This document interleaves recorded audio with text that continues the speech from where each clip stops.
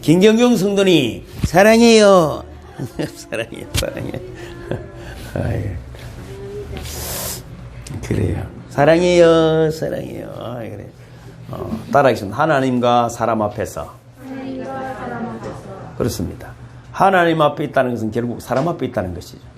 사람 앞에 있는 것이 그저 사람으로 빠진다면 아직도 믿음의 사람이라고 할 수 있겠죠. 뭐 사물을 바라보는 눈이 주님의 눈으로 세상을 바라보고 또 이웃에게 서 있는 모습이 되기를 주님으로 축복합니다. 우리가 이 시대를 벌써부터 뭐 불감증의 시대라 그렇게 말하잖아요. 병도 불감증 때문에 오는 겁니다. 모든 병도, 모든 문제가 그런 것이죠. 제가 우리 아들 자랑하려는 것이 아니고 신혼여행을 해운대로 왔기 때문에 기장 힐튼 호텔에 와서 같이 하루를 지내봤죠. 가족이. 하루 종일 웃는 거예요. 까르르 며느리하고 아들하고. 야, 너무 그래 누구 둘이 있을 때도 웃나? 모르니까 둘이 있으면 넘어가 진대. 웃다가 사귄 지 10년이 됐는데. 그래서 제가 이걸 느꼈죠. 모든 어둠의 세력은 떠나가겠구나. 웃으면 된 겁니다. 모든 문제는 말이죠. 전조증상이 있습니다. 화를 낸다든지 뭔가 얼굴이 찌그러져 있든지 기분이 나쁘다는 거예요. 기분이 나쁘다. 그러면 모든 문제가 파상 나타나는 거죠. 웃으면 말이죠. 건강이 세포도 밝아지고 하는 일들도 아름다워지는 것입니다. 이런 말 있잖아요. 그 대통령을 만나러 가면 재벌 총수들이 만나러 가잖아요. 그러면 거기 하는 이야기가 있대요. 가시거든 아무리 기쁜 말, 나쁜 말을 해도 얼굴 표정은 웃는 얼굴을 잃으시면 안 됩니다. 그리고 당신을 위해서 하는 이야기지만은 나올 때도 스포트라이트 받고 사진을 막 찍는데 절대로 얼굴 표정을 잃어버리면 안 돼요. 웃는 얼굴. 왜? 당신이 웃는 얼굴을 하지 않는 순간 당신의 회사의 주식은 반으로 떨어질 겁니다. 이해가시죠? 이해가시죠? 여러분이 교회를 봉식이고 막 이런 비전을 가지고 좋은 비전을 가지고 있으면 웃어야 합니다. 와, 오늘 교회 갔다 왔잖아. 야, 기가 막히대. 이래야 되는데 어디 갔다 왔나? 몰라. 그래 버리는 순간 어떻게 악한 마귀가 확 벌떼처럼 달라드는 것입니다. 요즘 시대를 보면 여러분 기쁠 만한 일이 없죠. 유서를 못 트는 거잖아요. 유서를. 그죠? 옛날에 갑자기 이런 생각이 들어요. 포청천이라는 드라마가 있어요. 중국 드라마. 계작들을 대령해라. 얼마나 우리 서민들의 마음을 그저 위로해 주었습니까? 뭐 용작도 있고 호작도 뭐 계작도. 공의로운 사회를 기대하는 마음들이 우리에게는 누구나 있고 그런 외침이 있는 것이죠. 그러나 우리 기독교인들 내 스스로가 하나님 앞에서 사람 앞에서 정말 공의롭게 살아가는가 하는 것을 늘 돌아봐야 합니다. 뭔가 내 마음의 욕심을 채우려고 하는 것이 아니라 내가 공의로운가. 자녀들에게 한마디만 이야기하라 하면 뭐랄까요? 나는 정직하게 살아라. 그런 말에도 당당합니다. 무엇인지 겁날 것이 없습니다. 뭔가 정직하지 못하기 때문에 두려운 것입니다. 오늘 본문 24장 26장까지도 재판의 모습입니다. 이제까지는 여러분 잘 아시는 천부장이 바울을 보호해서 막 기가 막힌 거잖아요. 감옥에 갇혔지만은 보호예요, 보호. 감옥에 안 갇혀있으면 맞아 죽는 거거든요. 감옥에 갇혀. 근데 이 천부장도 더 이상 자기 힘으로 보호가 안 되니까 무려 470명이라는 병사들의 포위 속에서 가이사라의 벨릭스라는 총독에게 보냈습니다. 가이사라가 주보에 있잖아요. 제일 밑에 보면 가이사라죠. 그러니까 예루살렘에서 한 100km 정도 떨어졌을까? 지중해 딱 해변입니다. 지중해 해변. 여기 꿀 속에 이제 온 것입니다. 드디어 여기서 와서 이제 누굽니까? 벨릭스 총독에 의해서 이제 재판을 받게 됩니다. 23장 24절 보면은 백부장 둘을 불러 이르되 밤 제3시에 가이사라까지 갈 보병 200명과 마병 70명과 장군 200명을 준비해라. 이렇게 해서 도합 470명의 대규모 군단을 조직해서 바울을 호위합니다. 바울 하나 가는데 왜 그렇게 했을까요? 바울을 죽이지 않으면 죽겠다고 그 밥도 먹지 않겠다는 40명이 준비하고 있습니다. 바울이 뭐 대단하다 그걸 죽이려고 하겠습니다. 바울이. 그러니까 여러분 이 바울이 온 세계가 지금 주목하고 있는 바울. 아주 연약한 사람 하나인데 여기 무슨 일이 있었는가 하는 것입니다. 이 재판을 통해서 바울이 변론, 자신을 변론함을 통해서 왜 내가 이런 뭐 하는 사람인가를 보여주는 것입니다. 여러분 언젠가는 저도 재판을 얼마나 많이 받았겠어요. 아마 우리나라에서 제가 몇 분 안에 드는 사람입니다. 재판 많이 받은 거는. 진짜 많이 받은 사람입니다. 한 번, 두 번 받은 게 아닙니다. 한 100번 정도 받았어요. 100번 정도. 온갖 재판을 내가 다 받아본 사람. 변호사들이 이랍니다. 차라리 당신이 변호사를 하십시오. 재판을 많이 받은 변호사가 아니라 우리 내 친구 유시민이가 뜬 이유도 항소 이웃수 아닙니까? 항소 이웃수. 내가 집에다 더 잘 쓸 수 있어. 왜냐하면 그 친구는 얼마 뭐 쓴 것도 없어. 여러분 지금 바울은 지금 자기 변명을 하고 있는데 이제 벌써 세 번째라는 변명입니다. 그러니까 그가 체포될 때 영문 청대에서 변명한 일이 있고 또 사내들인 공회에서 그저 변명한 일이 있고 오늘은 벨리스 총독 앞에서 자기 변명을 하는. 그럼 여러분 얼마나 스트레스가 죽느냐 사느냐 하는 상황에서 지금 변론을 하는 것 아닙니까? 그냥 뭐 벌금 나오는 일이 아니야. 벌금 나오는 일이 아니야. 생사의 문제가 걸려 있습니다. 그럼 총독은 사실 법적으로 사형 승부권을 가지고 있잖아요. 예수님도 그렇게 그지요? 왜 총독이 데려오냐면은 피지배국이기 때문에 이스라엘은 사형권이 없어요.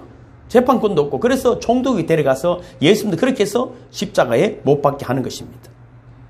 그러니까 여러분 지금 벨릭스 앞에 섰다는 것은 마치 예수님께서 빌라도 앞에 쓴 것 같은 그런 중요한 의미를 가진 것입니다. 우리가 솔직히 언젠가는 그지요? 저는 그런 생각을 하죠. 하나님 언젠가 심판대서 앞에 설 것 아닙니까?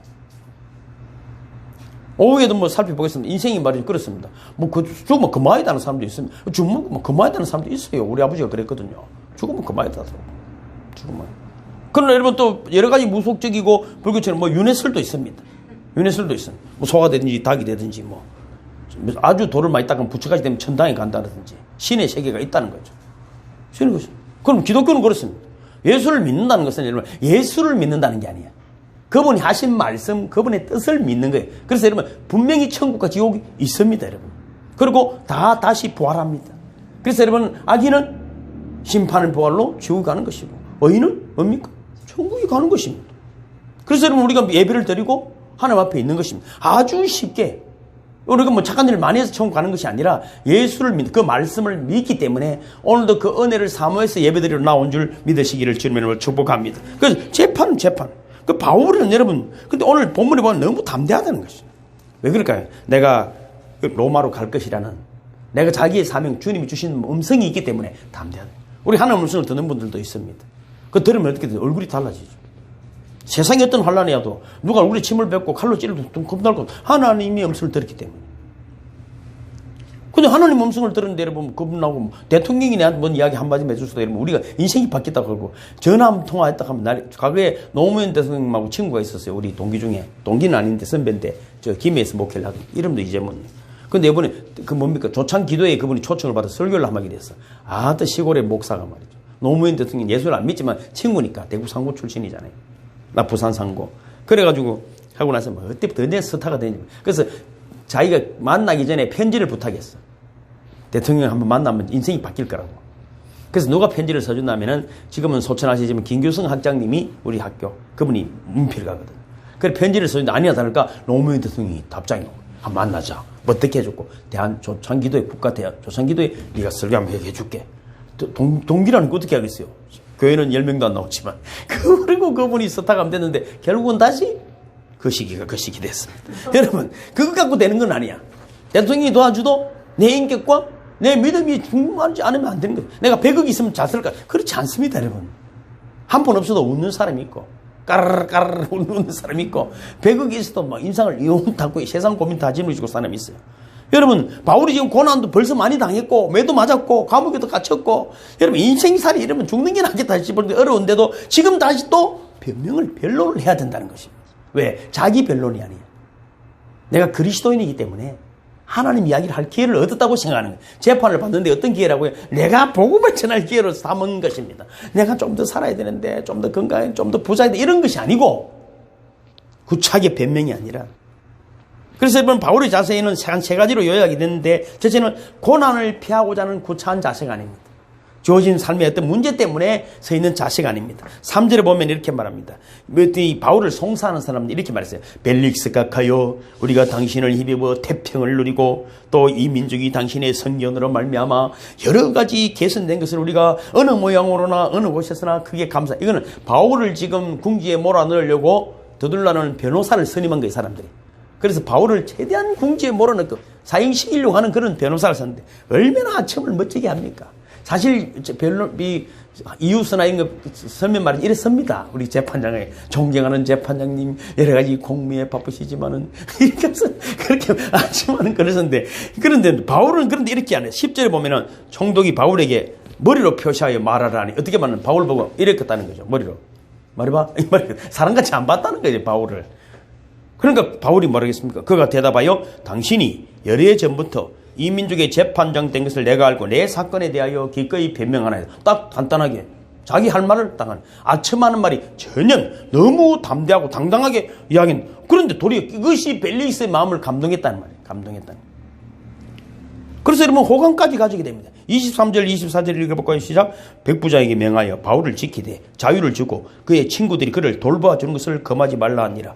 수일 후에 벨릭스가 그 안에 유대자 드루실라와 함께 와서 바울을 불러 그리스도 예수 믿는 도를 듣거늘. 그렇잖아요.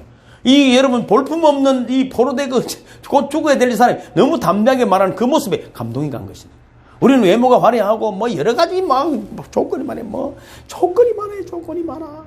근데 말이죠, 그 사람에서 나오는 인격과 그 당당함이 세상을 움직이는 힘임을 믿으시기를 주님 축복합니다. 그리고 바울의 말을 더 듣고 싶어 했던 것입니다. 말이 많아야 능사인 것은 아닙니다. 문제는 담력과 용기에 있습니다. 어떤 일을 딱 맡겨놓은 말이죠. 그때 표가 나는 거잖아요. 겁날 게 뭐 있어, 겁날 게. 어떤 힘든 일이 생기면 더 기분이 좋잖아요. 아따, 이거 오늘 일 좀 할만하네. 싸움을 하는 사람은 그렇습니다. 저는 싸움하는 사람 아니지만 좀 센 사람을 만나면 기분이 좋잖아요. 오늘 한번 멋지게 한번 붙어보겠네 이래야 되는데, 아이고 큰일 났네, 맞으면 죽겠네, 왼쪽을 때리면 어째 되겠노, 막 이런 죽을 것씩 생각만 하지 말고, 아따 덩치 큰 놈을 만나면 어떻게 생각해, 눈 감고 때려도 맞겠네 이런 생각하고 붙어야 되는데, 쫄면 안 돼. 한낱 죄인의 모습으로 시퍼런 재판정에 서 있는 피고가 여러분 로마 총독을 설득한다는 것은 쉬운 일이 결코 아닙니다. 구구하게 구차하지 않았다는 것입니다. 우리의 모습, 이런 모습이 되기를 주님을 축복합니다. 우리가 지금 벨릭스 총독이, 바울이 벨릭스 총독이 쓴 것처럼 우리도 세상이 겁난다고 생각하는 세상 권세 앞에 서 있는 것 아닙니까? 다가오는 어떨 때는 몸이 연약해지고 뭐 병도 들 수 있고 가난해질 수도 있고, 권세자들이 또 오해와 억울함들이 파도처럼 밀려올 때 딱 어깨를 펴고 오늘 한번 붙어볼까 이래야 되는데, 인생이 와 이래. 두 번째, 그는 사실을 간단하게 말했습니다. 사실을, 할렐루야, 거짓말하면 안 돼요. 거짓말. 있는 그대로예요. 그러니까 여러분 자기를 이야기하는 거예요. 자기에게 있는 거를. 이상한 이야기 할 필요 없어. 여러분 오랫동안 예수를 믿었지 않습니까? 예수를. 그럼 나에게 주신 하나님을 간단하게 딱 이야기, 간단하게. 핵심적인 걸 접하는 것입니다. 뭐 부탁하고 사정하고 이런 것이 아니고 내 사실을 이야기. 세 번째는 뭡니까? 그는 고난을 당해도 좋다는 그런 의연함이 있었다는 것입니다. 여러분, 피 흘림이 없으면 제사함이 없다는 기독교의 진리 아닙니까? 그냥 되지 않습니다. 여러분. 예배가 피 흘리는 것 아닙니까? 예배가 뭡니까? 기도와 말씀과 헌신입니다. 그 바른 예배를 드리는 그것이 피 흘림입니다. 시간도 피봐, 피. 물질 여러분 피, 눈물이잖아요. 땀이잖아요. 여러분 만 원을 헌금을 하더라도 그 땀 안을 훔쳐온 건 아니에요. 훔치는 것도 땀 흘렸을 거 아니야. 훔치는 거더라도. 그리고 피와 땀입니다. 기도도 마찬가지입니다. 그냥 이렇게 하지 않을 거 아닙니까? 온갖 정신을 그저 쏟아서 기도. 그것도 여러분 그게 피 흘림. 찬양도 마찬가지입니다. 하나님께 뭘 여러분 기쁘게 해줄 수 있겠어요? 하나님 돈 준다고 기쁘겠어요? 그렇지 않습니다. 하나님 이름을 높이는 거예요. 나를 구원하신 주님, 늘 계속하시고 그 피를 흘리신 주님을 찬양하는 것입니다. 그것이 여러분 세계가 예배가 되어지고 예물이 되어지는 때 하나님의 말씀으로 은혜를 주심을 믿으실 주님을 축복합니다. 그게 바르게 예배되어지는, 예배를 드리는 거잖아요. 하나님께 드려질 때 하나님이 기름 부으시는 바로 드려져야 큰 은혜가 임함을 믿으시기를 주님을 축복합니다. 거꾸로 되면 오늘 은혜 한번 줘봐라, 내가 잘해볼게, 이거하고는 완전히 반대인 것이죠. 그래서 영과 진리로 예배하는 것입니다. 그러면 얼마든지 매를 맞고 죽어도 좋다, 순수하게 복음 전할 일을 인하여 고난 당하는 일이라면 내가 기쁨으로 감사로 감당하리라는 것이 바울의 모습인 것입니다. 저 정도 여러분 환난을 당했으면 뭔가 위축되어 있어야 되는데 너무 당당했다는 것입니다. 그런데 이 사람들은 말이죠, 계속 바울을 그죠 웅쿵지에 몰아넣는 것입니다. 트러블 메이커다. 이는 로마 정부를 선동하고 정치적인 문제가 있다. 자꾸 이제 예수님도 그렇잖아요. 네가 이스라엘 왕이냐, 별소리를 다 하는 것이죠. 그런데 그 같은 고수에 대해서 바울은 11절에 보면 이렇게 말합니다. 당신이 아실 수 있는 바와 같이 내가 예루살렘에 예배하러 올라간 10리터밖에 안 됐다. 그들이 내보고 선동을 했다는데 내가 간지 10리터밖에 안 됐는데 무슨 선동을 했겠노. 그리고 19절 20절 보면 이렇게 말합니다. 그들이 만일 나를 반대할 사건이 있으면 마땅히 당신 앞에 와서 고발하였을 것입니다. 그렇지 않으면 이 사람들이 내가 공의 앞에 섰을 때 무슨 옳지 않은 것을 보았는가 말해보라 하세요. 자꾸만 이 사람 선동하다 나쁜 놈이다, 이상한 놈이다 이렇게 하지 말고 팩트를 한번 이야기해 보라는 것입니다. 팩트를. 우리는 때때로 오해받을 때가 아, 저거 진짜 나쁘다 이러는 거예요. 그럼 사람들이 그렇나? 이래가지고 이상하게 되는 거예요. 그 뭐 때문에 가면은 지한테 뭐 눈길을 잘 안 줬다는 그런 거예요. 그런 거. 그걸 알고 보면은 밥 먹으러 갈 때 지는 안 데려갔다는 거잖아요. 그런 거잖아요. 성경 통독하는데 니는 안 불렀다는 거잖아. 그래서 시험 드는 거잖아. 그런 게 알고 보면은 그리고 예비도 마찬가지잖아요. 사모함으로 오는 것이죠. 사모. 근데 여러분 오해가 풀려 사실대로 밝혀지면 좋겠지만은 정말 여러분 안 풀리는 거. 기가 막힐 때 있어요. 오늘 바울이 이렇게 말은 하고 있지만은 그로 인해 문제가 해결되지는 않았어요. 소용이 없었지만은 그보다 더 중요한 건 뭐냐면은 그 순간에 복음을 전할 수 있었다는 거예요. 본질을 잃어버리지 않았다. 내가 가는 곳에 내가 대접을 잘 받고 야 가장 뭐 대단한 것보다 더 중요한 것이 뭐냐면은 내 안을 만난 사람이 복음 들리지만 내가 아들하고 며느리 둘이 앉혀놓고 1시간 넘게 복음 이야기 했단 말이야. 우리 아들이 아버지 이제 너무 오래 하는 거 아이가 며느리 앉혀놓고 그러더라고. 우리 아들하고 둘이는 밤새도록 하거든 제가. 부산 내려오면 아 그럼 싸우거든요. 뭐지 어떻게 싸워? 난 그렇게 좋아. 싸우든 그런 걸로 싸워야 돼. 쓸데없는 싸워요. 그런데 며느리가 경상도 말에다가 잘 못 알아듣잖아요. 그치? 이러더라고. 아들이 니 알아듣겠더나 이러니까 그래도 한 80%는 알아듣겠다. 이야 니 80%는 알아듣겠다. 다음에 또 만나서 그렇게 도망가려더라고. 그러나 이름이 복음 때문에 벨릭스의 마음도 움직인 것입니다. 그러나 그가 바뀐 건 아니야. 그죠? 우리가 여러분 아까도 이야기했지만 이 표정이나 이런 것들 여러분 어디를 가더라도 정말 야 뭔가 이 사람 속에 있겠다는 느낌을 주는 분들이 되기를 주님 축복합니다. 다시 만나면 막 기분 저는 그렇잖아요. 우리 아들하고 밥 먹을 때도 맛있는 걸 사주더라고. 진짜 내가 니 가만히 시할래봐라 내가 맛있다 소리를 몇 번 하는 거 아니야. 일부러 한 건 아니야. 저는 음식을 먹을 때도 늘 맛있다. 몸에 임팩 있어. 무슨 일이라도 너무 고맙다 소리도 입에서 넘치는 고맙습니다. 감사합니다. 그래야 좀 얻어먹기 때문입니다. 그럼 안 사주더라고. 여러분, 바울의 설명이 길고 뭐 말이 많았던 건 아니야. 그러나 이런 벨릭스 마음에 감동을 준 것입니다. 변명이 아니라, 그죠? 자신을 솔직하게 이야기하는 바울의 참모습 속에서 주님이 영광을 이미 받으셨음을 믿으시기를 주님을 축복합니다. 그리고 여러분, 바울은 16절에 보면 이렇게 말해. 이것으로 말미암아 나도 하나님과 사람에 대하여 항상 양심에 거리낌이 없기를 힘씁니다. 우리가 힘써야 될 것이 뭡니까? 지금 내 감옥에서 나가는 것이고 내가 억울하면 풀어달라는 것이 아니라 하나님 앞에서 사람 앞에서 양심에 거리낌이 없기를 주님의 이름으로 축복합니다. 온갖 죄와 이름 어둠으로 가득한데 제가 우리 영성수련하면 그러잖아요. 그 시기에다 여러분 계란 후라이 얹는다고 오므라이스가 되는 게 아니야. 볶음밥 위에다 얹어야 됩니다. 잘 볶음밥 위에다가 계란 후라이를 얹어야 됩니다. 치워야 돼. 아닌 거는 치워. 여러분 하나님을 바로 섬기고 사람 앞에 거리낌이 없는 양심의 사람이 되기를 자기는 힘쓴다는 아주 좋은 이야기 아닙니까? 하나님을 똑바로 섬긴다는 것입니다. 그것을 서비스, 예배라고 예배. 하나님을 어떻게 섬겼어요? 여러분이 이러면 식사 하나를 준비하고 또 어제는 아침에 와가지고 새우기사님하고 기도하고 또 청소도 하고 갔다 하더라고. 참, 저보다도 더 좋은 분들. 그 먼 데서 오셔가지고. 그것이 섬김입니다. 누군가 여러분 앉아있는 것을 위해서 최선을 여러분 다하는 또 기도도 마찬가지입니다. 여러분 품고 기도할 때 하늘 문이 열리고 우리가 여러분 피할 길을 하나님이 열어주심을 믿으시기를 주님을 축복합니다. 하나님 똑같이 사랑하시지만 누구에게 편애할 수밖에 없는 것이 편애할 수 하늘 문이 열리기를 기도하는 자 백성이 있는 교회에 그 성도들이 하나님의 은혜가 임함을 믿으시기를 주님을 축복합니다. 축복합니다. 여러분의 아버지고 어머니라도 자식이 불러주고 찾아올 때 여러분 마음이 한 번 더 가는 것이지 어쩌겠어요. 구원은 하나님 절대적인 은혜입니다. 공평합니다. 그러나 구원의 은혜 속에서 풍성함을 누리는 것은 우리의 참된 예배임을 믿으시기를 주님으로 축복합니다.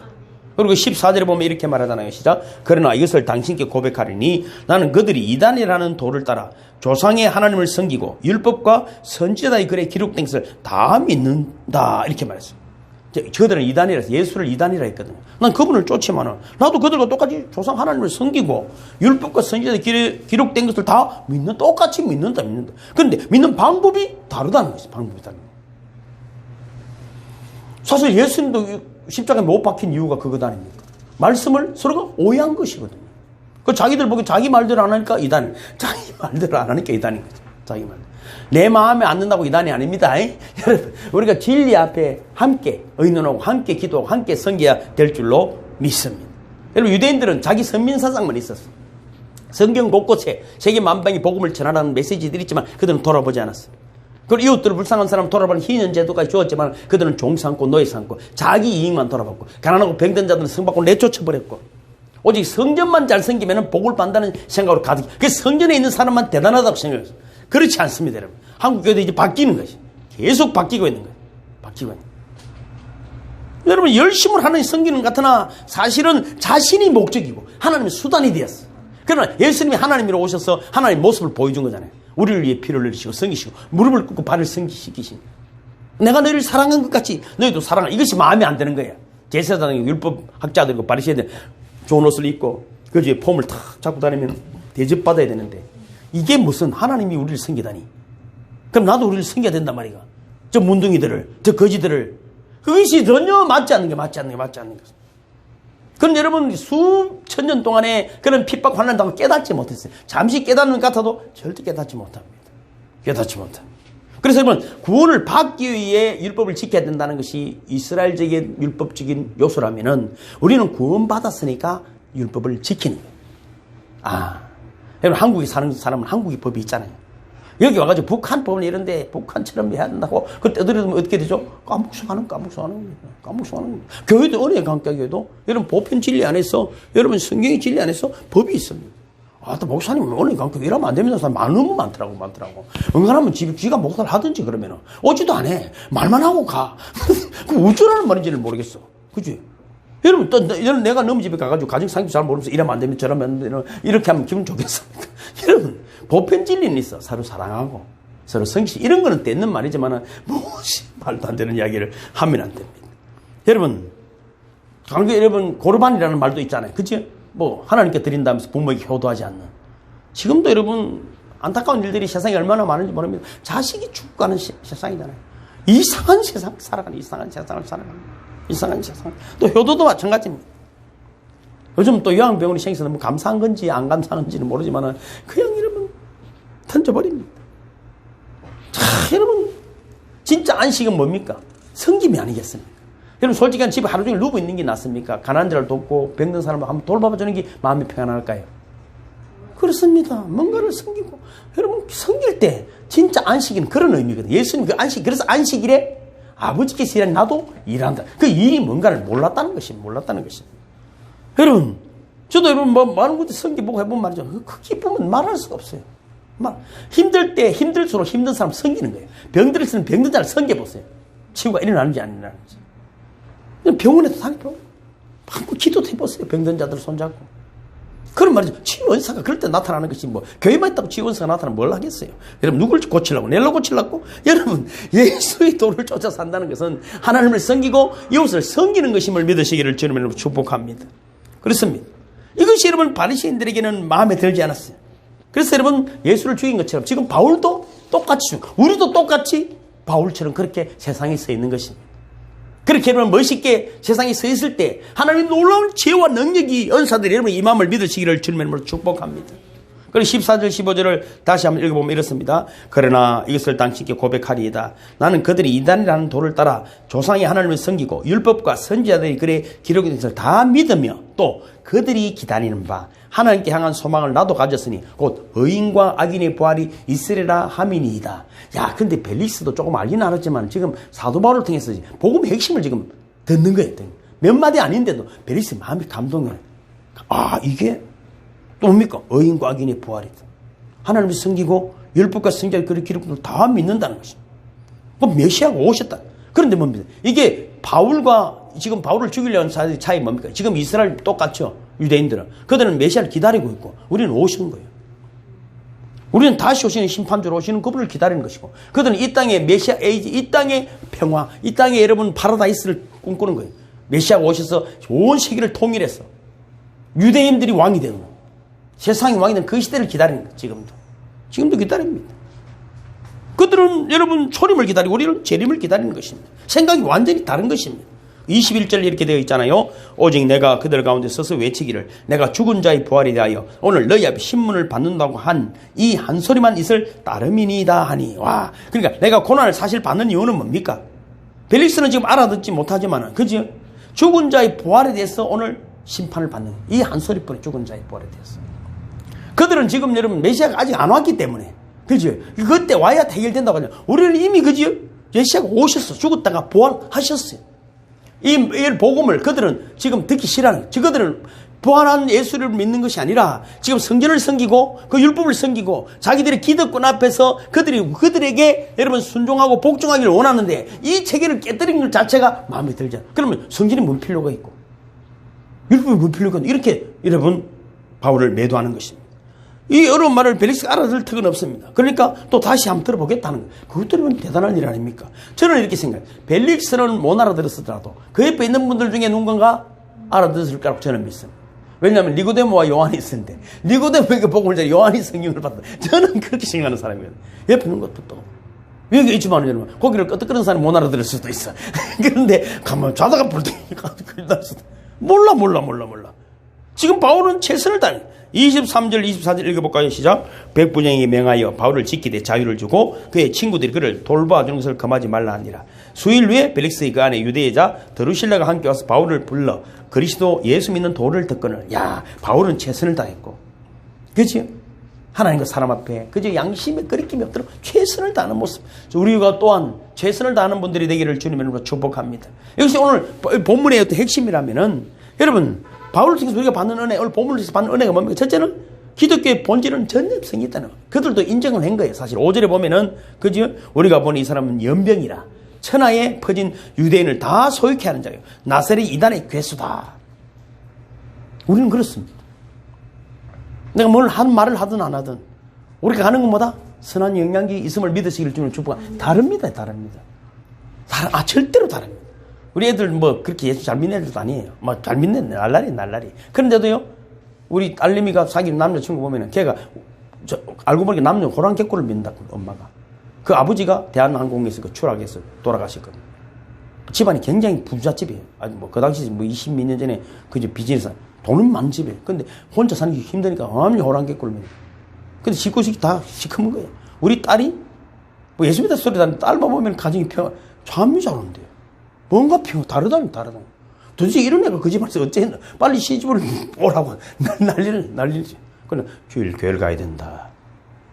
지복을 한 살했어요. 옆에서 다른 사람 보고 얘기했어. 근데 걔가 뭐 다른 평안해. 세상이 이런 평안해. 그래서 얼굴이 살아. 그리고 집을 아파트를 이번에 이야기했죠. 4억 5천 주고 계약을 해서 같이 살자고. 아파트 신혼집을 계약해놨더라. 근데 중요한 거는 뭡니까? 우리가 여러분 말을 잘 못해도 예수 믿는 사람의 성령이 함께 하심을 믿으시기를 주님 축복합니다. 그 샬롬이 있는 것입니다. 여러분 이거는 전염성이 있을 수밖에 없는 것입니다. 복음을 접하면은 이 전염병에 다 걸리는 것입니다. 어쩔 수 없이 걸리는. 나도 모르지만 바이러스가 있는 거예요. 복음 바이러스가. 이 복음은 생명이기 때문입니다. 복음은 영원한 것이기 때문입니다. 복음은 능력입니다. 복음이 사실 천국이기 때문입니다. 이 병에 걸리는 것보다 더 좋은 병은 없다. 복음병에 걸리시기를 주님의 이름으로 축복합니다. 이것은 영원한 생명이고 거룩한 삶입니다. 내가 가는 것이 아니라 그 힘의 능력이 나를 이끌어가고 있음을 믿으시기를 주님의 축복합니다. 어디를 가든지 겁낼 것 없어. 두 번째 여러분, 오늘 본문에서 깨달을 수 있는 26절 보면 이렇게 동시에 또 바울에게서 돈을 받을까 바라는 거로 더 자주 불러 같이 이야기하더라. 세상 그래요. 아무리 복음이 전문되고 천국 이야기해도 관심 어디 있다고요? 이건 넣습니다. 이 두루실라라는 여자도 나오고 벨릭스도 나오지만 아주 기가 막힌 사람들입니다. 이 두루실라는 우리 여러분 잘 아는 헤롯 아그리파 1세의 막내딸입니다. 예수님 태어났을 때 그지? 2살 이하의 아들 다 죽였던 그 헤롯 대왕 아그리파. 사도행전 12장에서 야고보를 죽이고 베드로를 오게 가도록 했던 왕이 헤롯 아그리파입니다. 그의 막내딸이 두루실라입니다. 이게 또 너무너무 예뻤대요. 근데 뭘 좋아한다고? 이걸 야 12만 원대. 벨릭스하고 딱 맞은 거예요. 벨릭스는 또 벨릭스대로 그지? 너무 이 여자가 예쁜 거예요. 그러니까 벨릭스는 두루실라의 얼굴을 샀고 두루실라는 얼굴을 팔아서 벨릭스의 권력과 돈을 샀다. 이런 여러분 뭐 전설에 그런 글이 있습니다. 벨릭스 또한 나중에 여러분 참혹하게 사형을 당해버리는 그런 돈을 너무 좋아해요. 그런데 여러분 이렇습니다. 복음이 들렸지만은 그지? 안 되는 사람도 있습니다. 안 되는 사람도 있습니다. 2년이나 가둬놓고 들은 거야. 2년이나. 자기 그들 듣고 싶어서 2년이나. 근데 관심은 어디에 있었다고요? 결국은 돈이었습니다. 25절 읽어볼까요? 시작. 바울이 의와 절제와 장초는 심판을 강론하니 벨릭스가 두려워하여 대답하되 시방은 가라. 내가 틈이 있으면 너를 부르리라고. 따라합니다. 미루면 안 된다. 지금이 기회다. 미루면 안 됩니다. 2년 동안 들었으면 됐지. 그리고 또 다음에 불러. 여러분, 성경에 나오는 가장 어리석은 말 3가지가 있다고 합니다. 첫째는 이스라엘 백성들이 민수기 보면 애굽에 있을 때가 더 좋았더라 하는 사람. 교회 나오는데도 그러죠. 옛날을 사모한. 저는 옛날 가기 싫어가지고 뭐 들들 떨더라 하면 옛날에 옛날 살던 데 가자는데 애국지 상태를 내가 그걸 들들들 떨었다니까. 와, 그렇다. 두 번째는 거기 동메달. 애굽에 있을 때 좋았다. 두 번째 은메달은 뭡니까?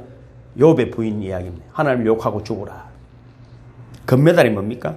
오늘 벨릭스의 말입니다. 시방은 가라. 틈이 있으면 너를 부르리라. 기도하겠습니다. 하나님이 지혜가 오늘 우리에게 임하게 해주셔서 참으로 하나님과 사람 앞에서 양심껏 살아가는 믿음의 사람 되게 하옵소서. 바울처럼 담대하게 하시고 복음으로 충만하게 해주셔서 하나님의 능력이 역사하는 우리 모두가 되게 도와주시옵소서. 예수는 거룩하신 이름으로 축복하며 간절히 기도하옵나이다. 아멘. 모두 일어서시겠습니다.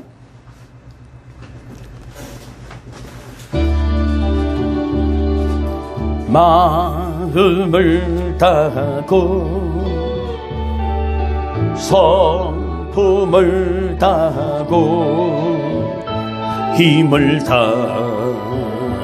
다하여서 여호와를 사랑하라. 내게 준 계명을 마음에 새기고 부지런히 이웃에게 전하여라. 그러면 내가 짓지 않은 큰 집을 주리라. 내가 심지 않은 과실을 먹게 하리라.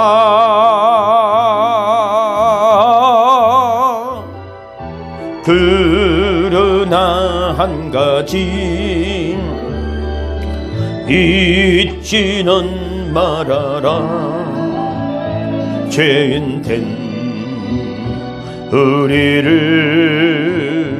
구원하신 여호와를. 하나님과 사람 앞에서 양심의 거리낌이 없기를 결단하는, 그래 주님께 영광의 도구로 쓰임 받는 우리 모두가 되기를 주님 앞에 간절히 구하고 원하옵나이다. 이제는 우리 구주 예수 그리스도의 은혜와 하나님 아버지의 크고 놀라우신 사랑하심과 성령님의 감화하시고 감동하시고 보증하시고 역사하시고 충만하심이 사랑하는 성도들의 마음과 그들의 가정과 기업 위에, 세계 선교지 위에, 이 온 땅 위에 영원토록 함께 하시기를 간절히 축원하옵나이다. 아멘, 아멘. 주님 감사합니다. 주님 감사합니다. 오 주님 감사합니다.